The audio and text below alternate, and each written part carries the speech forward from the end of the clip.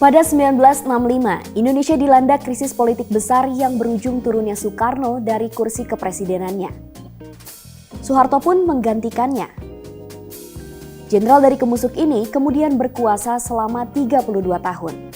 Kelak, kita mengenalnya sebagai masa Orde Baru. Pada periode ini, Indonesia mengalami banyak hal. Tentu ada pelanggaran HAM yang sistematis, otoritarianisme yang mengakar kuat, serta kroni-kroni yang diberikan keistimewaan penuh oleh sang patron.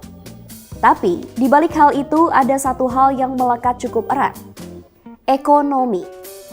Bagaimana Indonesia di bawah Orde Baru membangun ekonomi yang bahkan dipuji Bank Dunia sebagai keajaiban Asia masa itu.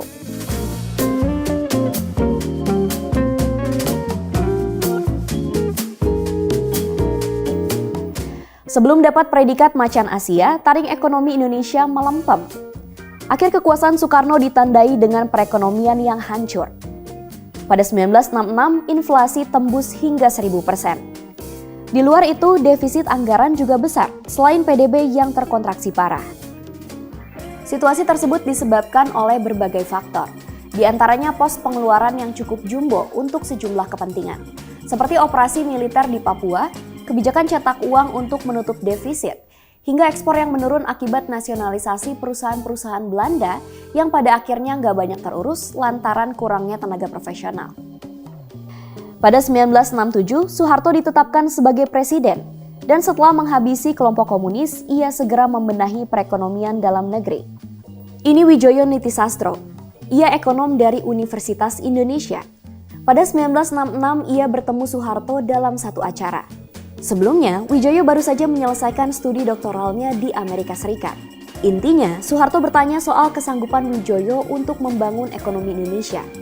Gak lama setelah pertemuan itu, Soeharto menunjuknya sebagai bagian dari tim ahli ekonomi. Tim ini terdiri dari Emil Salim, Ali Wardana, Subroto, dan Muhammad Sadli. Ada juga Barli Halim dan JB Sumarlin yang nantinya masuk dalam lingkaran. Mereka dulunya murid Sumitro Joyo Hadikusumo di UI, dan kemudian dikirim ke Amerika Serikat untuk melanjutkan studi dengan bantuan Ford Foundation. Di tangan mereka, arah ekonomi Indonesia berubah drastis. Langkah taktis pun diambil guna memperbaiki keosnya perekonomian Indonesia saat itu. Mulai dari membuka pintu investasi asing, deregulasi atas peran bank sentral, negosiasi ulang dalam utang luar negeri, menjalin kerjasama dengan pendonor sehubungan pembangunan, hingga menarik peredaran uang dan mengetatkan anggaran. Pelan tapi pasti, langkah-langkah tersebut membuahkan hasil. Inflasi misalnya bisa ditekan sampai angka 100% dari yang semula lebih dari 1000%. Pendek kata, sebagai permulaan, ekonomi Indonesia sudah berada di jalur yang tepat. Ketika masalah pelan-pelan teratasi, Orde Baru lalu membuat skema pembangunan berjangka yang terangkum lewat Repelita. Repelita 1 yang nantinya sampai 6 jilid, dimulai pada 1969 dan berakhir pada 1974. Fokus Repelita adalah ekonomi makro. Dalam arti, Indonesia harus bisa menghasilkan devisa dengan produksi barang substitusi impor. Ini termasuk industri bahan mentah berskala besar sampai padat karya. Tujuannya adalah devisa yang masuk ke kas negara. Peran negara lantas jadi krusial sebagai penentu kebijakan yang nantinya diimplementasikan sampai tingkat paling bawah. Repelita punya pendekatan sektoral amat kuat. Jakarta memegang kunci, daerah menjalankannya.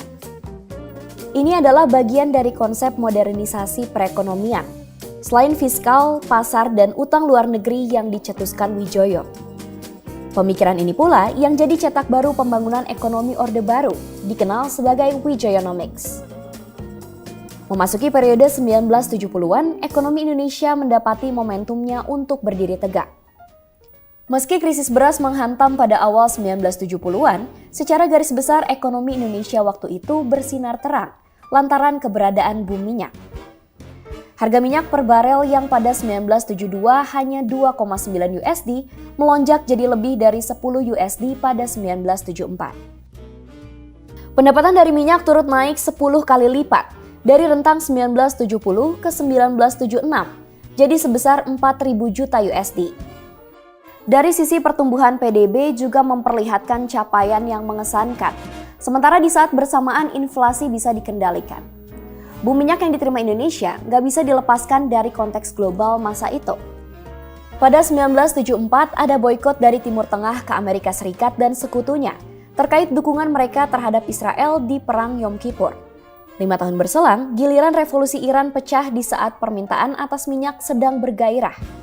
Dua peristiwa itu kemudian mendorong Indonesia untuk mengambil peran dengan simpanan minyaknya. Hasilnya begitu menggembirakan. Uang dari minyak dipakai untuk membangun sekolah dan infrastruktur dalam taraf yang masif. Di tengah prestasi itu, sebetulnya Indonesia terancam kolaps karena Pertamina. Di bawah Ibnu Sutowo, pensiunan jenderal, Pertamina mengalami kegagalan dalam mengelola proyek-proyek baru. Ketika nggak maksimal, mereka menjalankan praktik gali lubang tutup lubang, dan pada ujungnya menciptakan kondisi gagal bayar utang. Pada 1975, utang Pertamina capai 10 miliar USD, dan pemerintah sempat digugat oleh pemberi pinjaman. Masalah dapat teratasi tak kala Orde Baru melakukan negosiasi ulang atas sejumlah utang. Butuh waktu sekitar 4 tahun untuk membereskan masalah Pertamina. Ibnu Sutowo dicopot dari jabatannya, tapi ia nggak pernah dinyatakan bersalah atas apa yang terjadi dengan Pertamina. Bulan madu dengan minyak berakhir pada medio 1980-an, ketika harga dunia anjlok. Ditambah lahirnya resesi global dan devaluasi rupiah, mengharuskan Orde Baru memikirkan ulang strategi ekonominya. Pada masa ini, Orde Baru melakukan deregulasi atas sejumlah hal, dari perbankan, pajak, sampai perdagangan, guna meningkatkan pemasukan negara dari sektor non-migas. Intinya, mempermudah semua persyaratan demi menarik sebanyak-banyaknya modal. Langkah ini melahirkan keberhasilan. Sektor non-migas selama rentang 1986 sampai 1996 tumbuh 8,4%, dengan manufaktur paling tinggi angkanya yakni 11,4%. Pertumbuhan ekonomi juga stabil di rata-rata 7,3%, dengan capaian paling tinggi pada 1995 yakni 8,2%. Angka kemiskinan mendapati titik paling rendahnya pada 1996 ketika sentuh 11,3%. Iya, Indonesia benar-benar maju secara ekonomi di masa ini. Di balik capaian yang fenomenal itu, ada masalah besar yang siap meledak kapan saja. Reformasi di sektor perbankan ternyata nggak diimbangi dengan penguatan sistem. Kredit dengan mudah diberikan dan berdampak pada naiknya harga aset, properti, hingga saham. Di waktu bersamaan, kredit bank juga dipakai sebagai perpanjangan tangan kelompok-kelompok tertentu untuk mendapatkan dana murah. Ketika krisis Asia menghantam pada 1996, sektor perbankan di Indonesia terpukul paling telak, dan seketika krisis merambat ke semua aspek kehidupan. Kebanggaan sebagai macan Asia kemudian lenyap dalam satu jentikan jari. Ekonomi Orde Baru dibangun dengan keyakinan bahwa distribusi pendapatan hingga terbukanya akses ke pekerjaan dapat diciptakan. Agar tujuan itu bisa terwujud, negara perlu mengambil peran lebih dalam. Namun, di sisi lain, sifat rezim Orde Baru yang nyaris seperti monarki malah mendorong lahirnya para pemburu rente maupun crony capitalists menguasai berbagai sektor ekonomi. Mereka terdiri dari orang di lingkaran terdekat Soeharto serta anak-anaknya. Meski demikian, ada satu kelompok lagi yang muncul imbas dari sistem yang diciptakan Orde Baru. Kelas kapitalis nasional. Kata Richard Robinson, kelas ini mulai intens muncul pada 1970-an, meski jejaknya sudah terasa pasca kemerdekaan. Mereka berasal dari mantan petinggi militer dan birokrat yang mendapatkan keistimewaan dari sistem pemerintahan Orde Baru lewat kontrak karya, kredit, izin, sampai monopoli. Pendek kata, mereka punya akses langsung ke sumber kapital. Keberadaan mereka bertambah kokoh dengan adanya perlindungan hukum, bahwa apa yang mereka lakukan diakui secara instrumen legal. Mereka nggak cuma menjalankan fungsi sebagai pejabat suatu lembaga atau badan pemerintahan, melainkan juga jadi pengusaha. Contoh terbaiknya ada di sosok Ibnu Sutowo, Direktur Pertamina periode 1957 sampai 1976. Gak cuma mengelola Pertamina yang pada 1970-an hidup dalam banyak berkah imbas boom minyak, Sutowo juga membangun kerajaan bisnisnya sendiri yang diturunkan ke anak-anaknya. Mereka memegang kendali Hard Rock Cafe, otomotif, hingga Hotel Sultan yang di kemudian hari jadi bahan sengketa dengan negara. Orang-orang seperti Ibnu Sutowo ini bisa dibilang adalah representasi dari old money di Indonesia. Pertumbuhan ekonomi pada masa Orde Baru memang mengesankan, dan perlu kita akui bahwa banyak hal yang dapat terpenuhi, seperti pendidikan murah, fasilitas kesehatan terjangkau, dan lain-lain. Namun, perlu kita kritisi juga bahwa di balik prestasi itu, ada sejumlah masalah akut yang melibatkan kelompok-kelompok tertentu yang mendapatkan keistimewaan dari Soeharto. Politisasi ekonomi yang ditempuh Soeharto yang menimbulkan korupsi, kolusi, dan nepotisme memperburuk situasi di tengah krisis yang menghadang Indonesia pada akhir 1990-an. Korupsi dan praktik culas Orde Baru memang bukan jadi faktor utama krisis moneter menerjang Indonesia.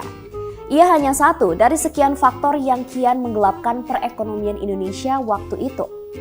Yang utama dengan adanya KKN, kepercayaan ke Soeharto telah anjlok dan segera krisis berbalik ke arahnya.